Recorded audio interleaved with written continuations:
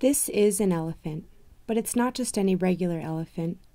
This is a desert elephant. Its legs are longer, its tusks are smaller, and its ears show numerous nicks and tears from the harsh desert conditions. This animal is part of a herd that is one of only 2 remaining desert elephant populations left in the entire world.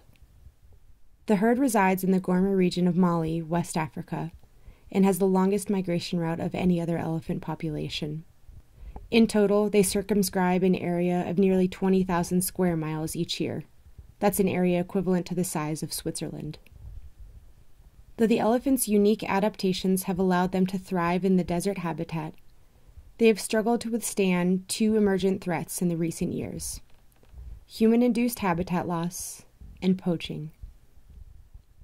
For local populations in the Gourma, this elephant is not only viewed as a harbinger of environmental and social change, it's also a symbol of luck.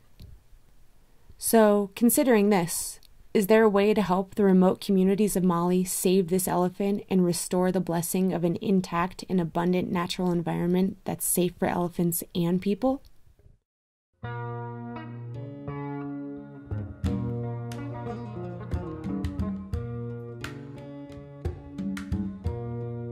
Mali is perhaps best known for its rich cultural diversity.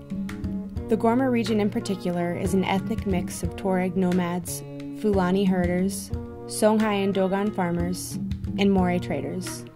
Today, these communities coexist peacefully with the elephants, but social and economic changes don't always make it easy. In 2003, the Mali Elephant Project began as our team and partners conducted research over a 3-year period to gather information about the elephants in local communities. The studies showed us 2 things. This elephant population was in critical danger, and the local communities suffered from many of the same threats as the elephants.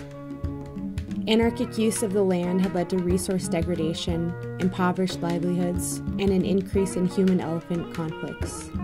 The well-being of both the elephants and people depended on addressing these underlying problems. Only then could both groups thrive. One permanent source of water existed in the north of the elephant range, called Lake Banzena. The elephants weren't the only ones relying on this space. Human livelihoods depended on the lake, and roughly 50,000 head of cattle were sent here annually for water. In 2009, the highest point of conflict occurred when the rapid increase in human occupation caused the lake to completely dry up. Our team spoke with each individual household in the area and was surprised to learn that 96% of the cattle at Banzena didn't even belong to the locals, but to wealthy urban Malians who amassed the cattle as a sign of prestige. We also learned that over 50% of the locals suffered from waterborne diseases and wanted to move away if good pasture and fresh water were available. We heard the locals and shifted our perspective. Instead of imposing a solution based on our initial analyses, we helped the local communities find lasting solutions that benefited both the people and elephants.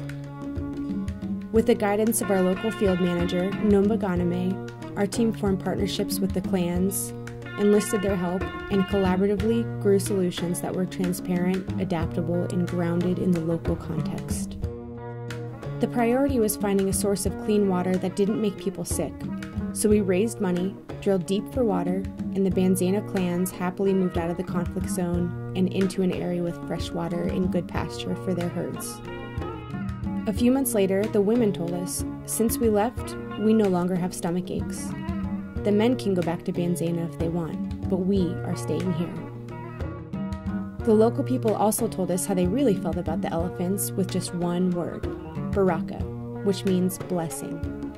Each species has its own baraka, and if a species is lost, the ecosystem is irretrievably diminished and poorer in its ability to sustain life.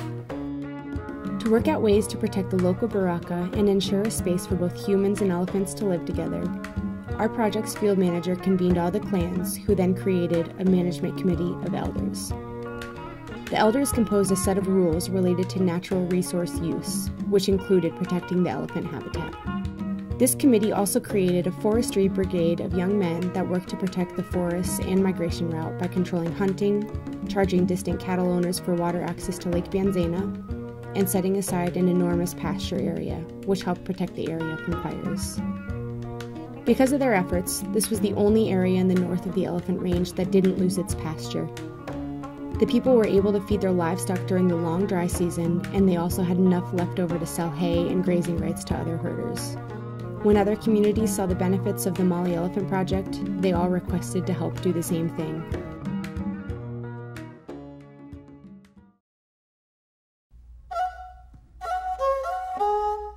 But the challenges in the Gourma were only just beginning. In March 2012, heavily armed Tuareg rebels and jihadists took control of the Elephant Range, and the government forces fled to the capital.